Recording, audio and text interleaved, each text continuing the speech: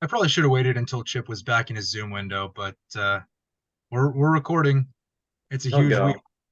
go. Um, we're talking Barbenheimer.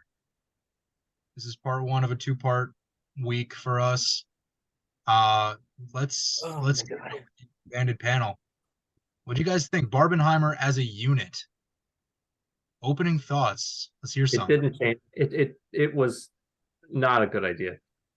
It's I not a good idea. have no regrets about doing it. I feel like the fact that it was a cultural moment is It, phenomenal. it was kind of fun to see everybody, but I feel like I would see the same people if I mean, no one was dressing up for Oppenheimer. People were No, dressing up for Barbie. Like, I don't it, think it changed much. they tragically they didn't have. I felt like the two of them together didn't have as much of a like unintentional points of comparison as one would hope, for a double feature. Like there's some, but it's not like in terms of taking it as a unit, it is true that it's not like both follow unintentionally the exact same structure story Have to be wise. forced to have fun. Mm, It's fun Yeah, because they're the exact opposite movie. That's what's fun about it. that is true. That is I, true. yeah, but I That's didn't why get much Shaw from Patrol is going to watching. be great. I didn't get much from watching Oppenheimer first and then watching Barbie. All I got was I was tired. The Ben, Oh, you made a good point about that, but I walked out of Oppenheimer just feeling the way I think Nolan intends for the audience to feel, just existential dread. Yeah, But, then I went into Barbie and then my drive home was fun because I was walking off Barbie. I don't yeah. think I honestly think I don't think I it could have done Barbie first. it may be a disservice to both movies to actually do it as a double feature. It's not supposed to. that's You're sort of not the point. supposed to do that. Because it's Huh? that's the point. It's stupid to watch them both back to back because they're ridiculous. But And yet we I Yeah, don't but worry about it. yeah, but you lose the end. Like the whole point of an ending like that is for you to walk home and be like just thinking about it the rest of the day. Going into Barbie, you defeat the whole purpose of the emotional impact of it. That's why Like I kept like saying having an existential crisis and then just taking a bunch of Xanax. It's like that's why it's I not kept a great saying idea. see That should be that Oppenheimer should first that should be the poll or quote on Barbie the first. That's why Barbenheimer poster, having an existential crisis and then taking a bunch of Xanax. I guess phenomenal. I said we needed to see Barbie first, and you guys were like, no. can't have dessert before then. Either one, it would be weird. Like if we watched Barbie first, then we would be doing all that, but then you wouldn't George, have. check Twitter. We're in the middle of an episode. I'm not going to I check know, Twitter.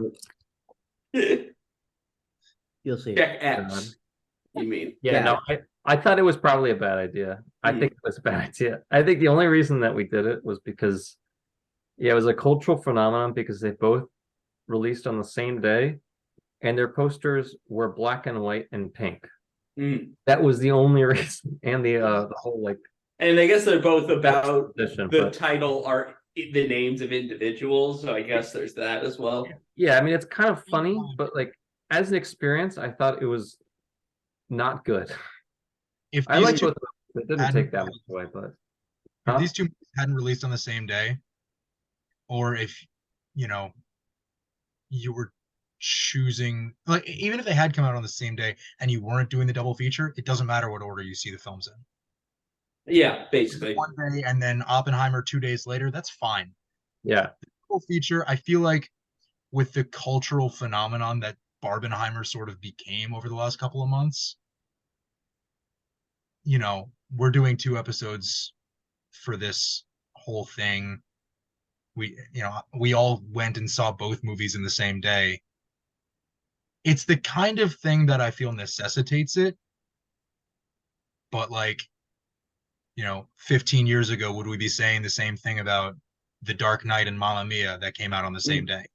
Yeah. we should have. That would be we should have. Oh, that they did.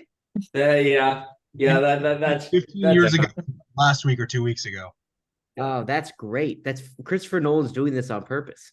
Amen. No, I do I don't think think it's just I release love the date. moment, so I'm like not regretful of it. But in terms of actual necessity of needing to go see them on the same day, you don't actually have to. No, like If that's what I'm saying is I think it's actually worse to do it on the same day because you really miss, at least for Oppenheimer. Oppenheimer is the, I think, the bigger one, but you miss the like emotional impact. And if you see Barbie first and you get drunk, it's like you're gonna be out of it for Oppenheimer. There's no way to do this and it be a good idea, is what I'm saying.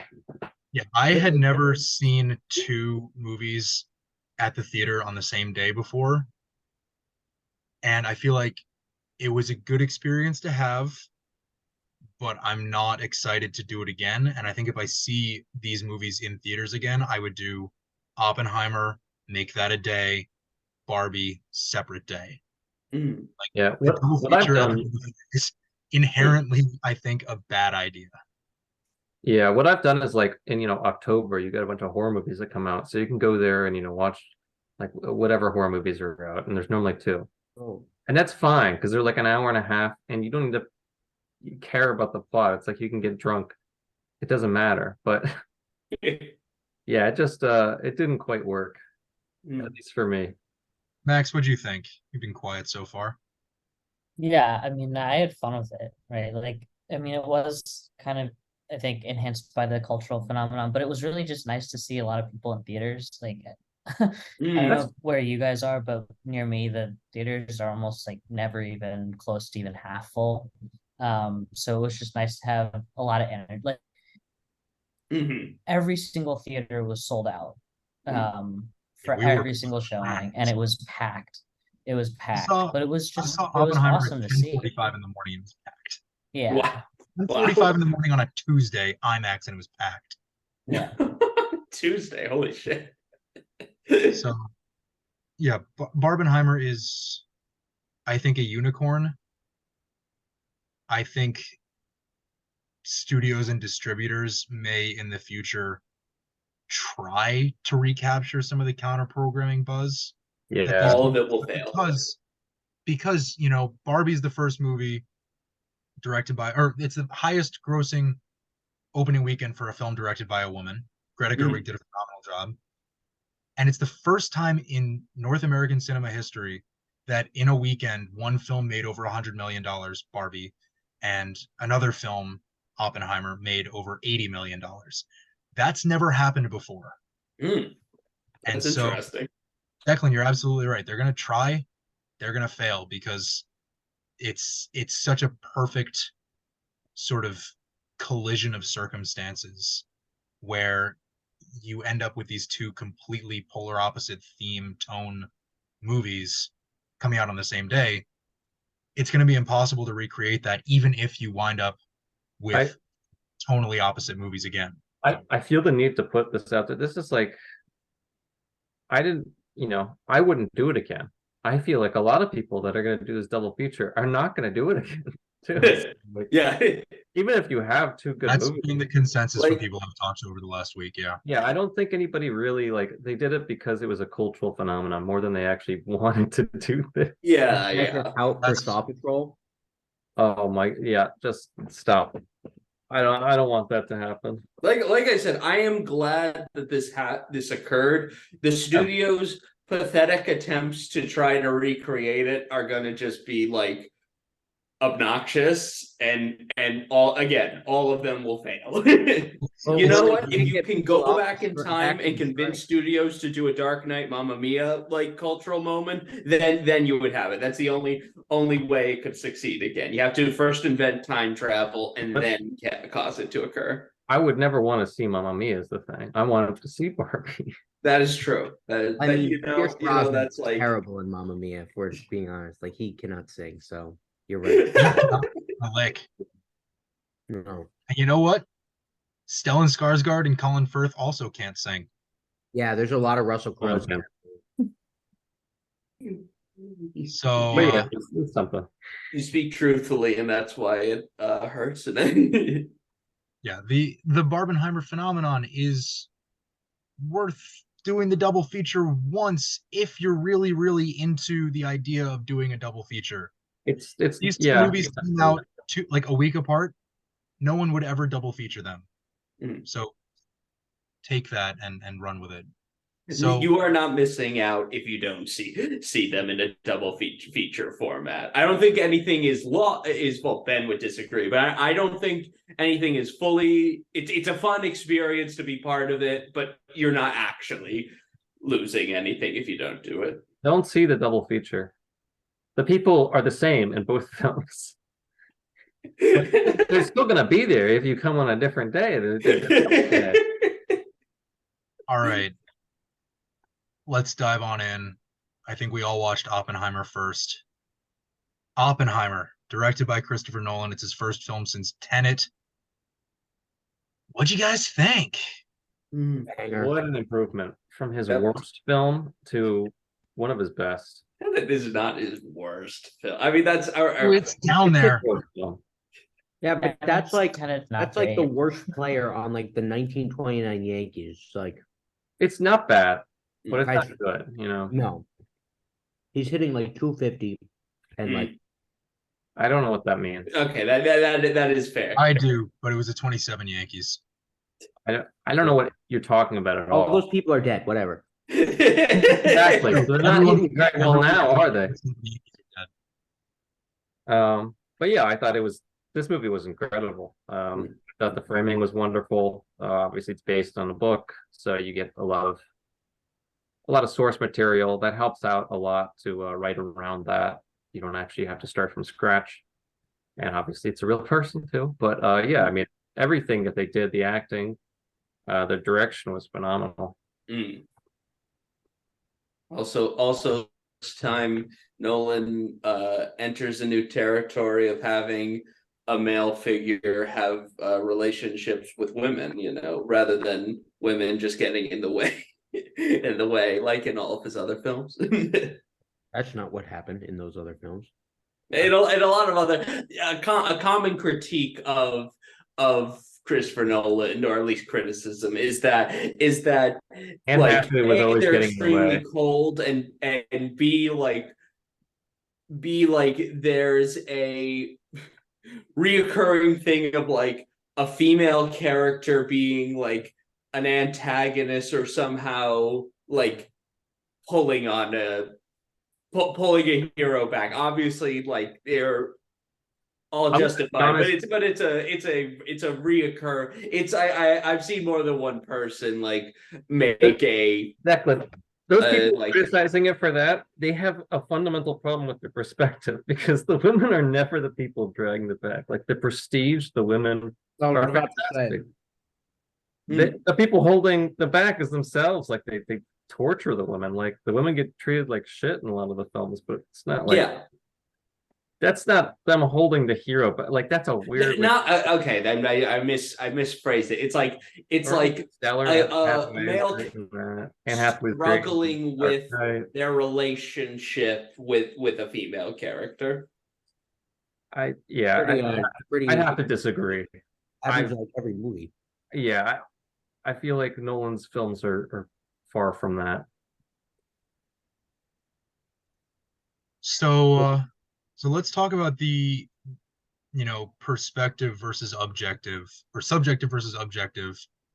Again, Ben, you said it was all based on source material. Obviously, Oppenheimer's life, the records of the Manhattan Project, and what happened at Los Alamos, and the book upon which the film is based.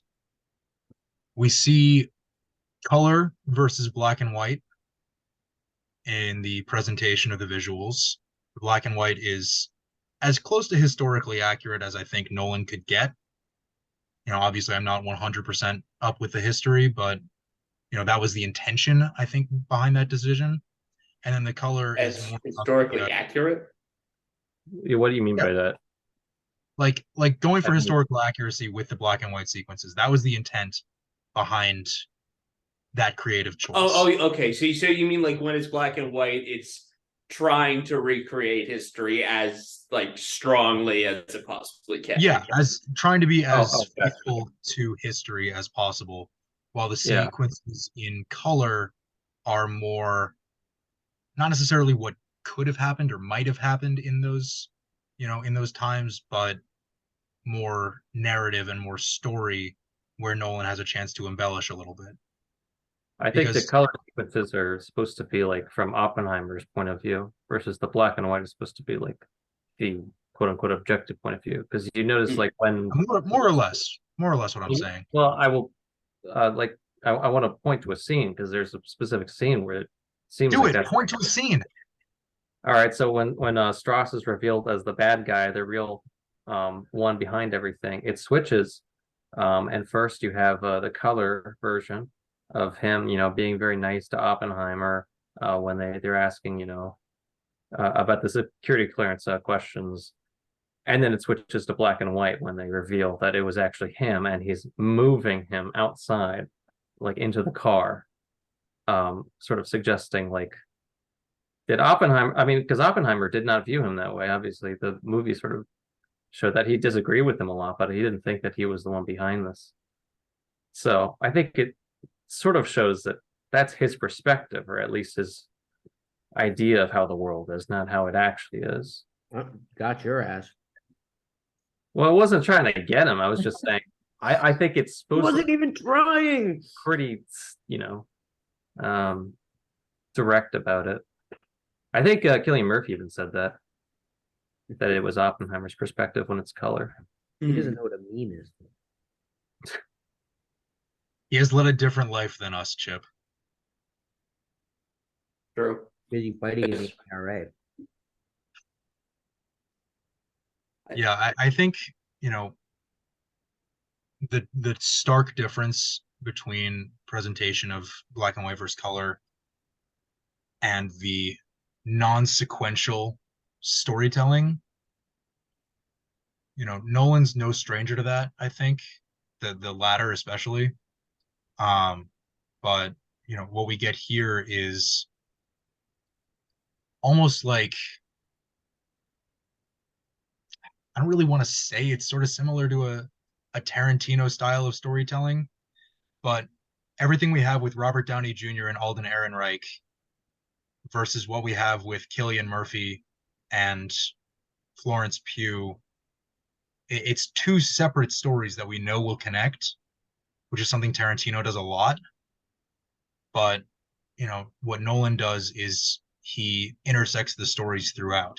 We see Strauss in the past, we see Oppenheimer in the future, and it sort of blurs the lines between time periods by, cutting these scenes together from the different eras of the story.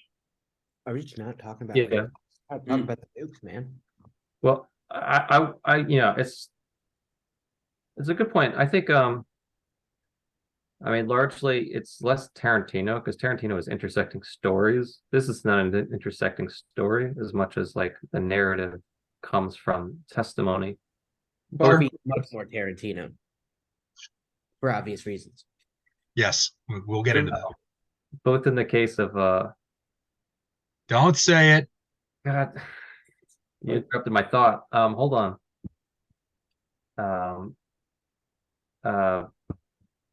God damn it, Chad.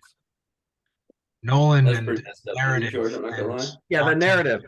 Yeah. So it's the narrative from the testimony. Yes.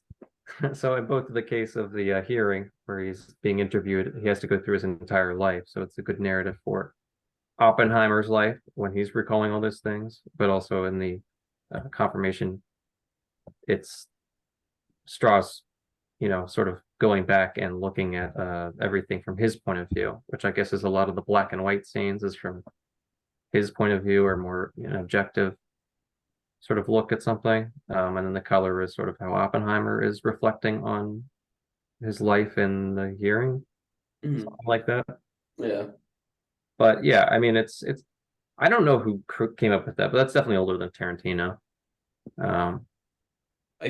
It was an interesting decision, I think, just in general, for given that he is doing a biopic, like to do such a two vastly different, not structure, but like to do the two separate stories and have them intersect with not intersect, like their connection to each other not being immediately clear is a choice that's like that was like a bold choice to make in terms of structuring an Oppenheimer film, a film about Robert Oppenheimer. You know, I think it's it like, works very well. It's very smart. oh yeah. No. I'm saying like that was a risk, and I think it paid off. Yeah. I'm just I saying have it was no idea. risky to do. I have no idea which parts of this, like if it's sort of written this way in American Prometheus or whatnot. I actually should have looked that up to see what he pulled from that. All I know is the poison apple most likely did not happen, Yeah. which is included in both. But it's a very direct adaptation of that book. Oh. Let's talk about the poison apple as a segue here for a lot of actors who are just in a scene or two, just have a couple of lines of dialogue because they wanted to work with Christopher Nolan. James Darcy plays the mentor. Gary Oldman plays Harry Truman. I think that's the most significant one. Rami Josh Malek is one of the scientists. The and Nat Wolf. Yeah. Who's the mentor?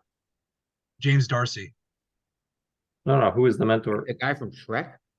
in the film? What is the mentor? He's the one who gets the poison apple. He's the one who's the teacher. Sorry, yeah. Teacher. Oh no, yeah, there are a lot of actors in this film, and I mean, it works all the way up to someone like Robert Downey Jr., who hasn't worked with Nolan before.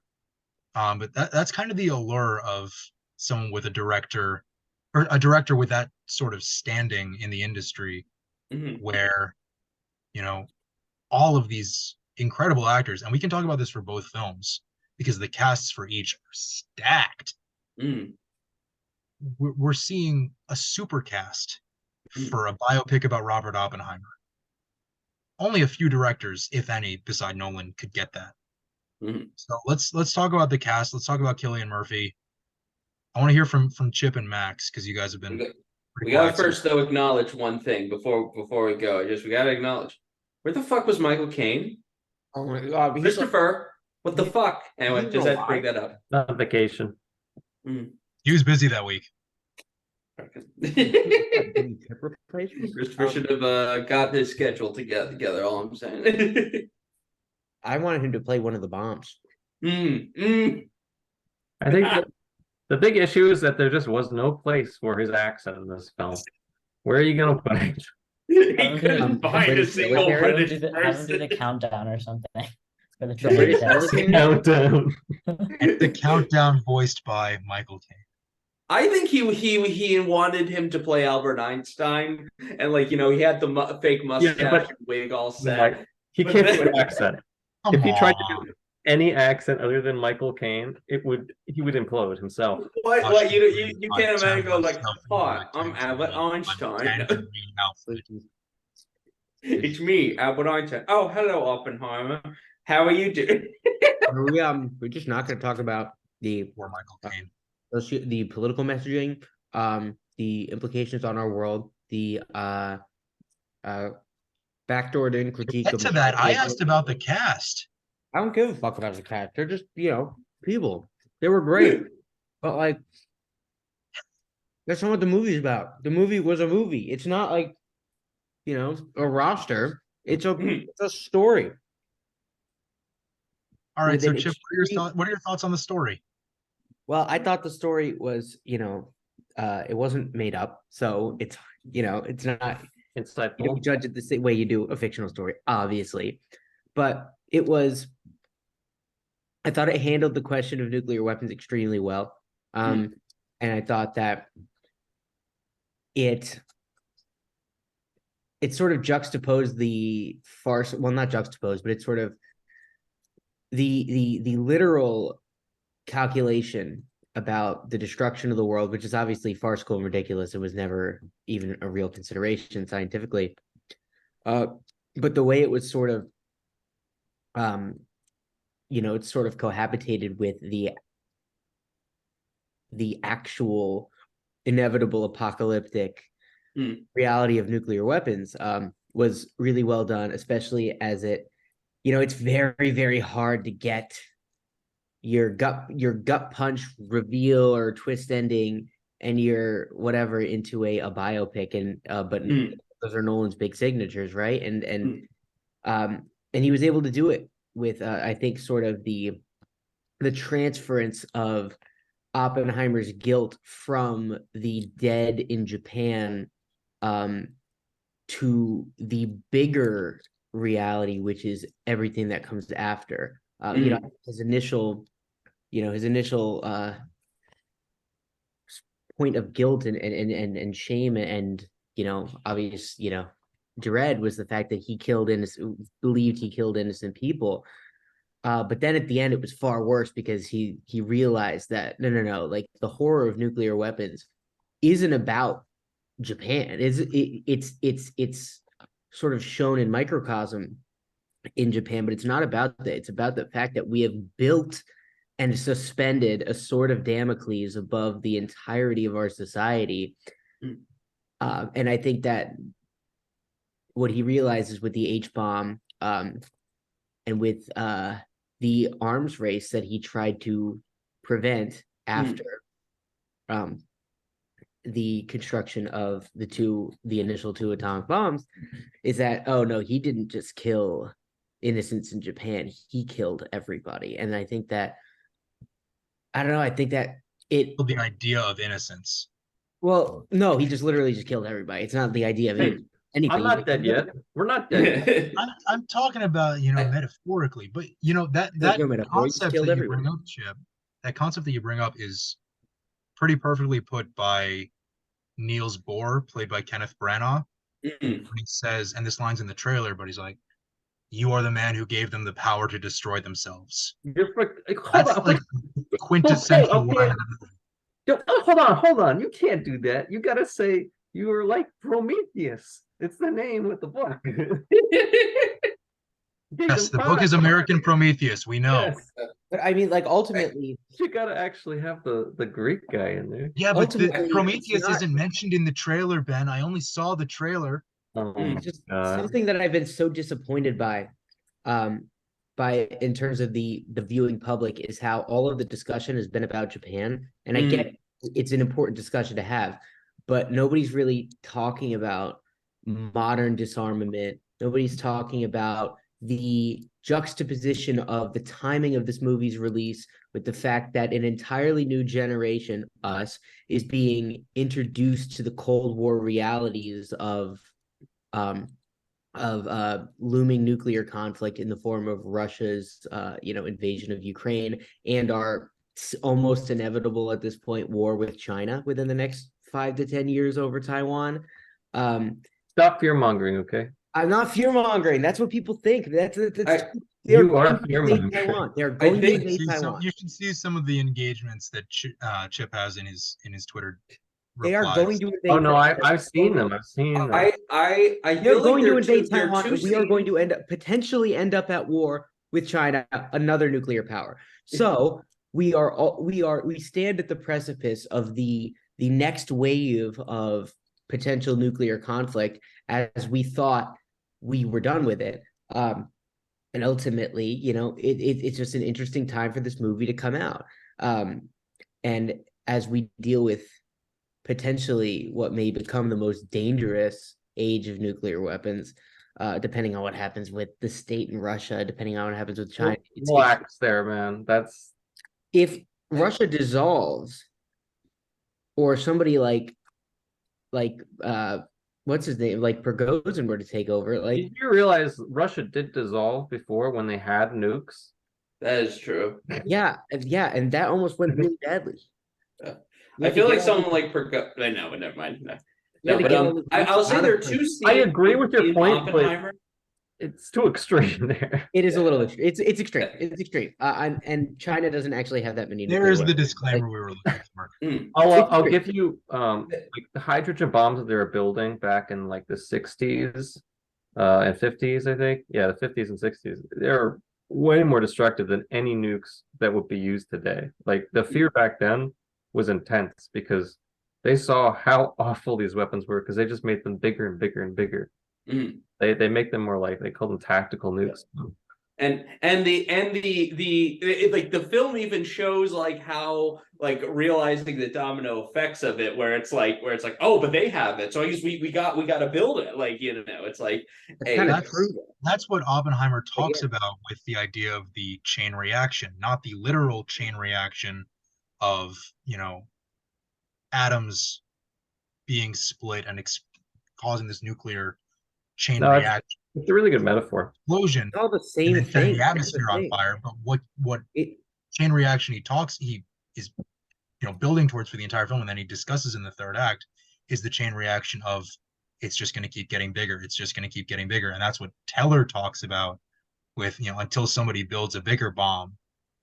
That's what Oppenheimer is afraid of when he's doing all this.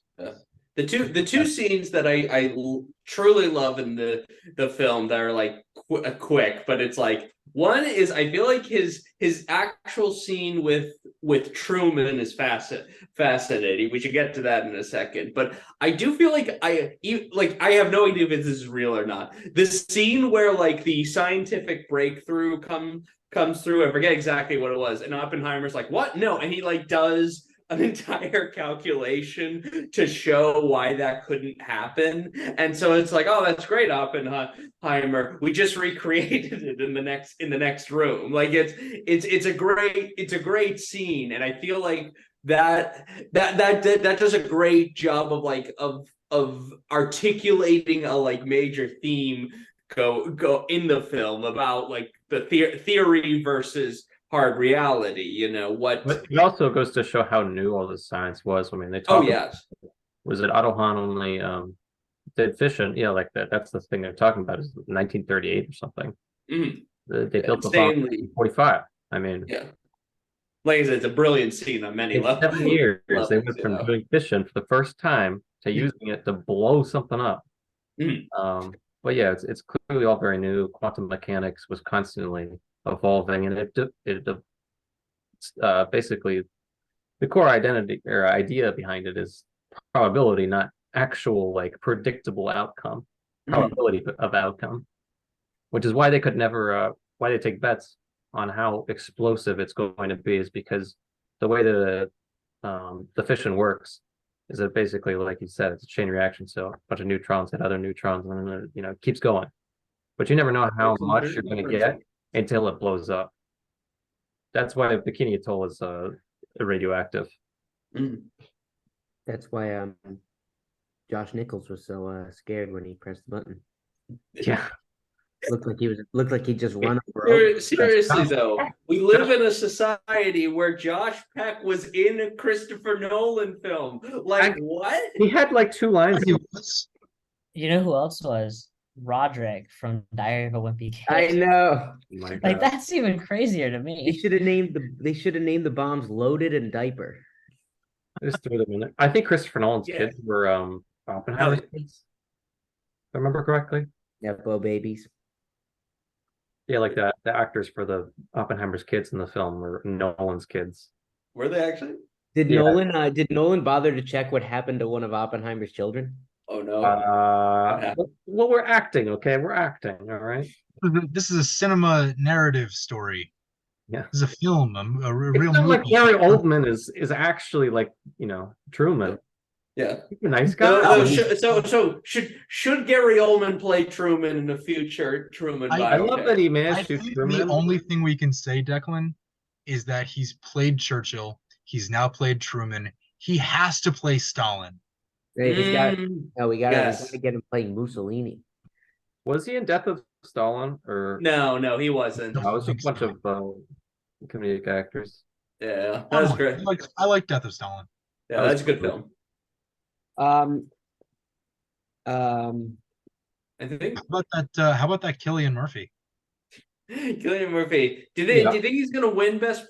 I feel like he's definitely. He's got to be the front runner for Best Actor right now.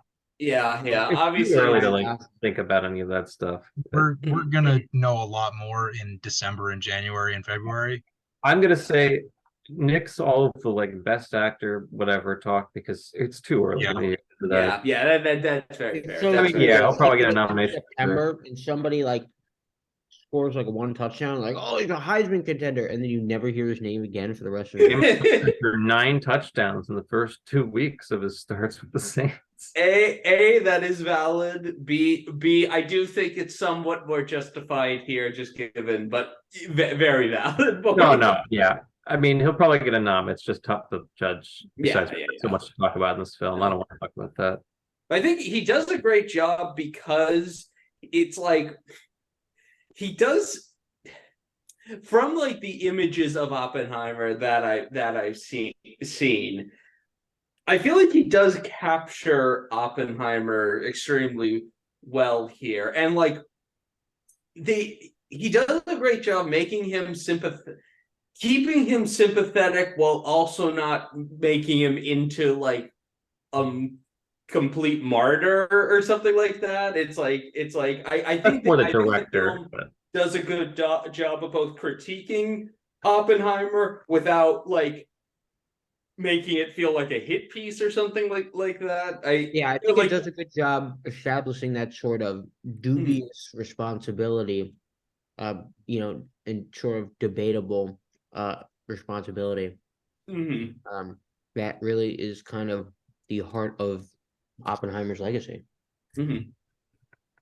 Well, yeah, I mean, like Strauss says it at the end of the film, and he's kind of right, which is Oppenheimer complains a lot about the bomb, but he knew very well what he was building and made him his legacy. His legacy would not exist, at least in the way it is now. He did work on plenty of things, but he was nowhere near the level of like the famous scientist that he was after the bomb. Did There would be anyone no biopic about him.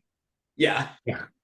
Did anyone catch what it was that Oppenheimer actually humiliated Strauss on? Like Yeah. What was it that what was it that Strauss thought that Oppenheimer humiliated him at the hearing on? I feel like I didn't like. Did you not watch the movie? Strauss said that the isotopes being exported overseas was going to be dangerous, and he said no to everybody in public. It's like you could use a beer can to make an atomic bomb. In fact, you do. He goes on that. He said that, like what he says in the movie is what he actually said. The entire hearing, basically. Okay. He did not have any clue. He had terrible personal skills. When he was at a university, Max Born, his teacher, I guess his doctoral advisor, he had to tell him to stop basically interrupting classes and stuff. He was completely oblivious to other people, like manners or whatnot. So yeah, I don't know whether it was on purpose, but he just viewed the idea as stupid. And the funny thing is that he was wrong. Like we're important. Okay. So yeah, I mean it's a weird thing where they butted heads, and Oppenheimer was right about some things, and Strauss was actually right about other things. He just was really petty about it. I almost wish they both hated like dissent from other people. They always thought they were the smartest people in the room. So it was obviously bound to happen. Ben, that goes back to what you were saying earlier about the presentation of, you know, Oppenheimer's perspective versus objective perspective, and how most of the third act focuses on Strauss. I almost don't even know if we should call it objective, because I feel like it's so tied with Strauss's perspective that it's like that's exactly my point, Declan, is that, you know, what happens to Strauss is, you know, and how he reacts to not only his, you know, relationship with Oppenheimer and how it's deteriorated over the years, but also his deteriorating relationship with the scientific community and with Congress. You know, he gets denied a cabinet post. So I think the presentation of his sequences in the third act, largely in black and white, as, you know, a close tie to real historical events rather, we see Strauss's perspective, but it's more along the lines of, well, he's, the quote villain unquote of our story, and this is how history did in fact treat him. Mm. Well, So, final thoughts on Oppenheimer before we get to the end of part one. amazing movie. That was very good. Yeah. Well,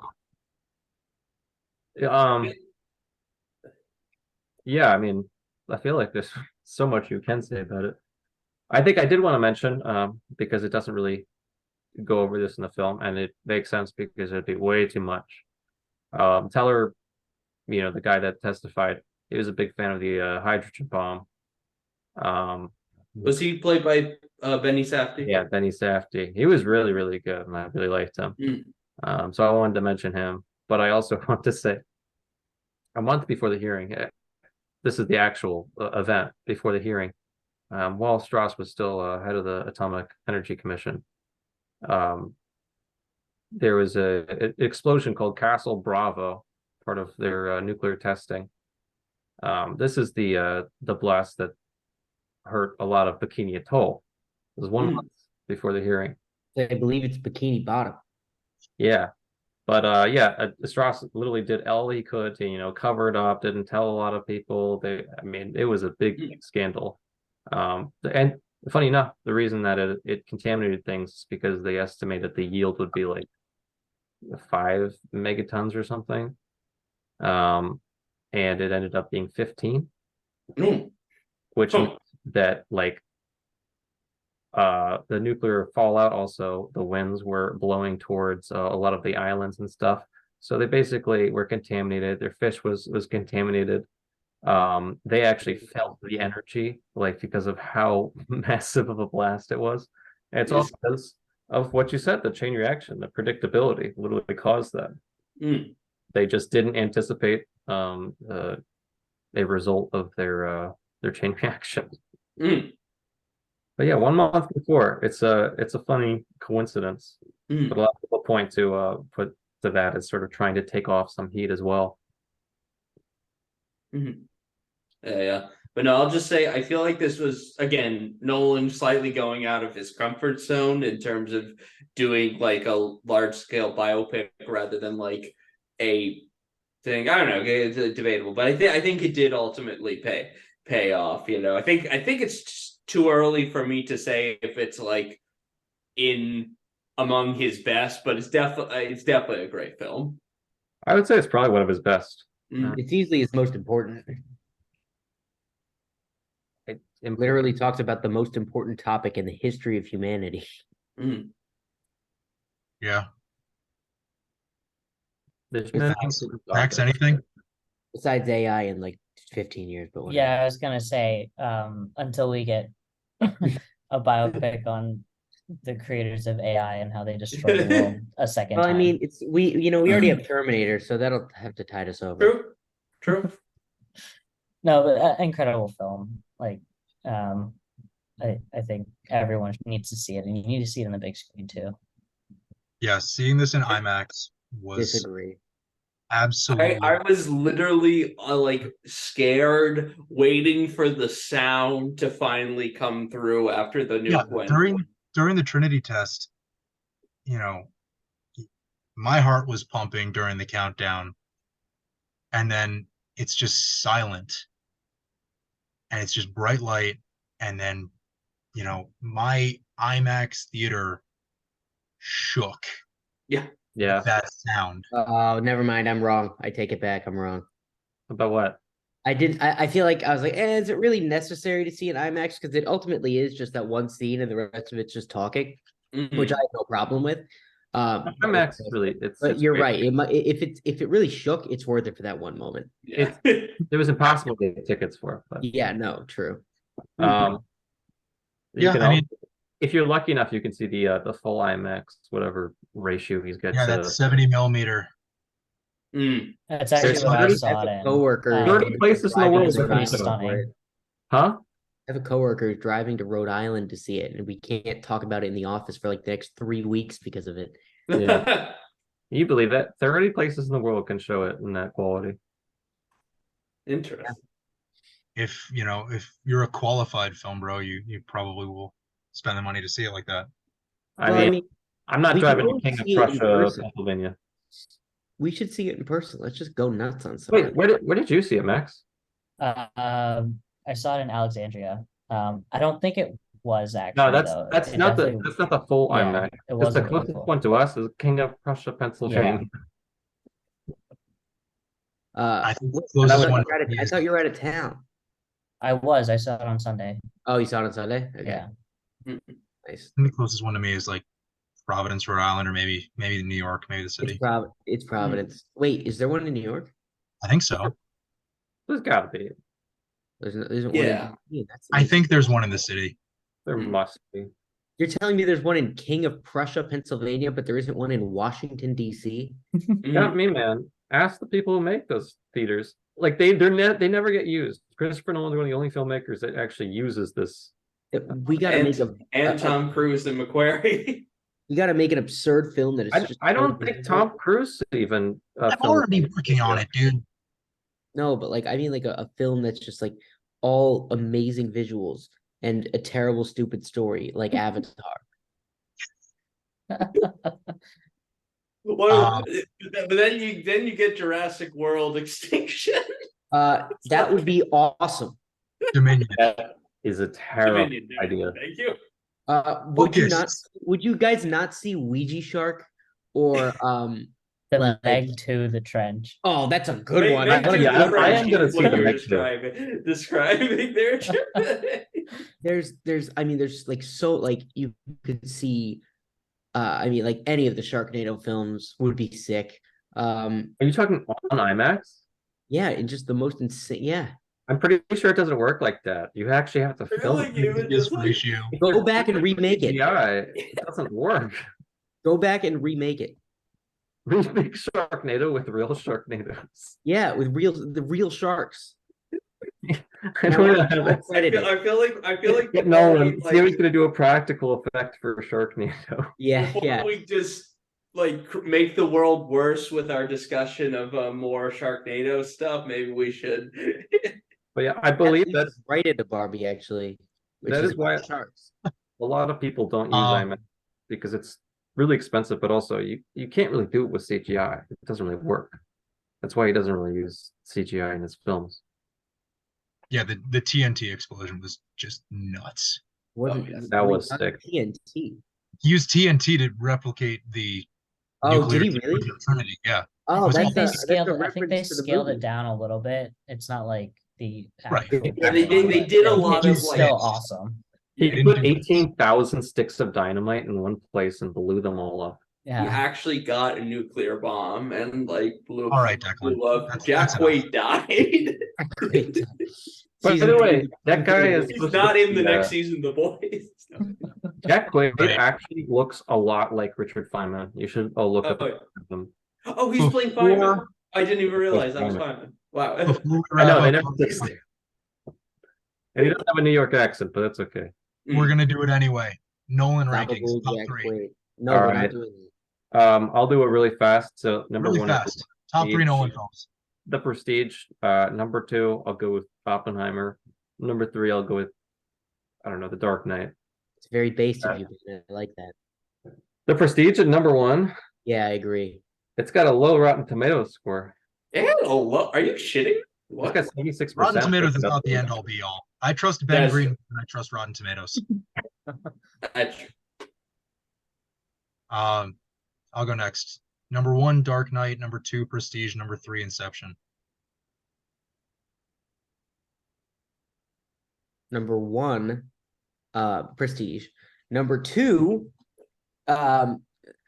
it's I don't know, because like I want to go Dark Knight because it is so good, so I got to go Dark Knight. 3, it's so close between Oppenheimer and Interstellar, but I think I'm gonna go with Oppenheimer because it's more important.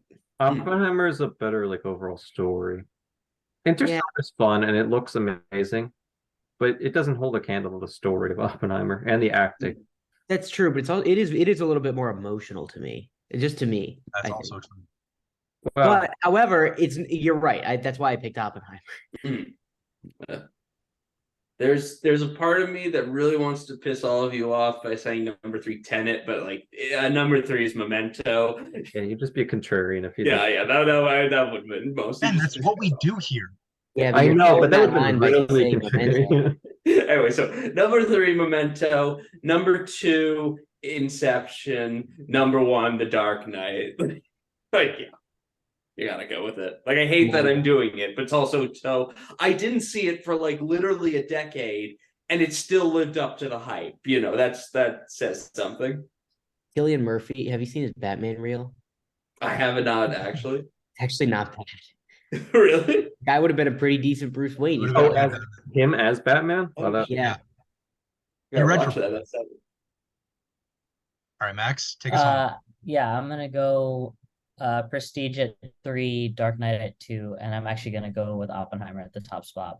I respect that. respect that, so yeah. much. Okay, that's I thought about it, but I still love the Prestige a little too much. Mm. I respect- would need to There's see no Hugh Oppenheimer. Jackman in this, so All right, that You. does it for part 1 of our Barbenheimer 2-part Friday. Stay Wednesday. tuned for part 2, which is coming out later today. Bye. Yeah.